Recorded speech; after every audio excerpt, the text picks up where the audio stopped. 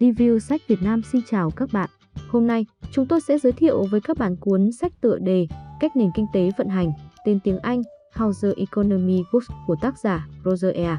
Farmer, dịch giả Trần Mai Sơn, Dương Thu Thủy, thể loại kinh doanh, nhà xuất bản tri thức, năm đầu tiên xuất bản 2010. Roger E. Farmer viết cuốn sách Cách nền kinh tế vận hành ngay trong thời kỳ cuộc đại suy thoái kinh tế 2008 vẫn đang tiếp diễn và có xu hướng ngày càng trầm trọng hơn, là cuộc suy thoái nghiêm trọng nhất kể từ năm 1930. Trong đó sẽ chỉ ra cho bạn đọc biết được nguồn cơn của trận khủng hoảng khiếp đảm này từ đâu và mạnh dạn đề xuất một số ý tưởng có thể ngăn chặn các đợt khủng hoảng tài chính tiếp theo có thể diễn ra trong tương lai. Tiền chảy vào đâu là thiên thời sáng ở đó. Khi lãi suất huy động 20%, tiền sẽ chảy vào ngân hàng, lợi nhuận nhiều hơn mua bất động sản. Khi lãi suất tiền gửi giảm về 6%, 2013 nay, thì người dân sẽ rút tiền ngân hàng về mua bất động sản, chứng khoán tích trữ dẫn đến bất động sản, chứng khoán sẽ bắt đầu có thanh khoản, dễ bán, nhiều người quan tâm, đó là giai đoạn bắt đầu phục hồi. Tiếp đó để kích thích nền kinh tế, ngân hàng nhà nước sẽ in tiền và mua lại trái phiếu chính phủ hoặc tài sản tài chính, giúp chính phủ bơm tiền cho cả nền kinh tế bằng cách cung cấp tín dụng cho vay nhiều hơn, dẫn đến các doanh nghiệp và cá nhân tiếp cận vốn vay lãi suất thấp, làm ăn tốt hơn, thu nhập và giá cả tăng lên. Nên số tiền này lại chảy qua mọi ngả ngách và vào bất động sản, chứng khoán. Lúc này bạn đầu tư bất động sản và chứng khoán là có lợi nhất, cụ thể giai đoạn những năm 2013-2015 là tốt nhất để mua vào. Mặt khác, khi giá cả tăng lên, chúng ta gọi đó là lạm phát. Ngân hàng Trung ương không muốn lạm phát quá nhiều bởi vì nó gây ra nhiều vấn đề. Nhìn thấy giá cả tăng lên, ngân hàng tăng lãi suất. Với lãi suất cho vay cao hơn, ít người có đủ khả năng mượn tiền hơn. Và chi phí cho các khoản nợ cũng tăng lên, thu nhập và giá cả giảm đi.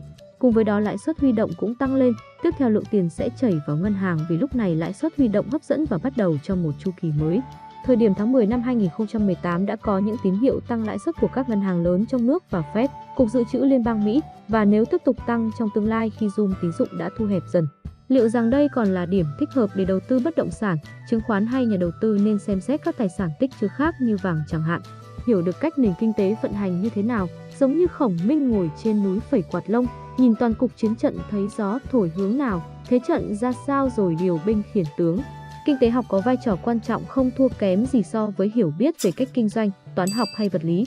Và việc nắm được cách các học thuyết kinh tế tác động lên những chính sách kinh tế thế nào và tiếp đó các chính sách này đang hàng ngày ảnh hưởng to lớn đến cuộc sống của chúng ta ra sao càng trở nên quan trọng hơn bao giờ hết.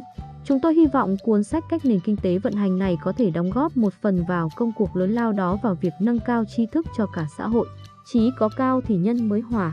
Nội dung sách trình bày lại những học thuyết kinh tế và khái niệm kinh tế học cơ bản nhất, hiểu được cách vận hành và mối tương quan giữa những thành phần kinh tế quan trọng như chính phủ, ngân hàng trung ương, doanh nghiệp và cá nhân. Những bài học trong lịch sử được phân tích rất chi tiết và logic. Từ đó giúp ích cho bạn đọc tăng khả năng tư duy về kinh tế, phân tích và hiểu được những tác động kinh tế trong và ngoài nước. Cuốn sách Cách nền kinh tế vận hành được xuất bản lần đầu tiên vào năm 2010.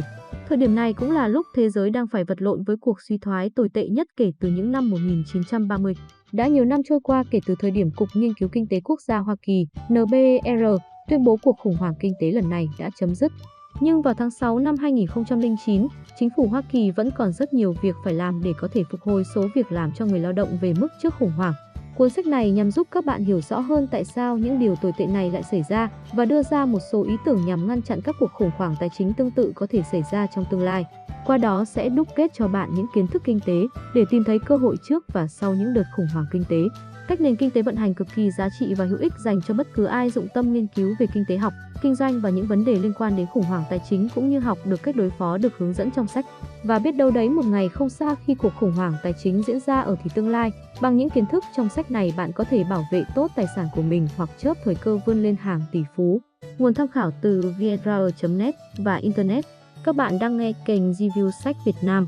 Nội dung của phần review cuốn sách nói trên của chúng tôi đến đây tạm ngưng. Nếu thấy video hay, bổ ích xin bạn hãy cho Review Sách Việt Nam chúng tôi một like, đăng ký kênh này và chia sẻ cho nhiều người cùng biết để đón nhận nhiều phần review sách hay trong thời gian sắp tới. Link mua sách tham khảo được cập nhật dưới phần mô tả. Nếu muốn bạn có thể bấm vào link kết này để mua sách đọc nhé. Ngoài ra, các bạn muốn Review Sách Việt Nam review thêm về những cuốn sách hay nào xin hãy comment xuống dưới phần mô tả video này để chúng tôi biết review nhanh nhất có thể. Xin chào và hẹn gặp lại các bạn.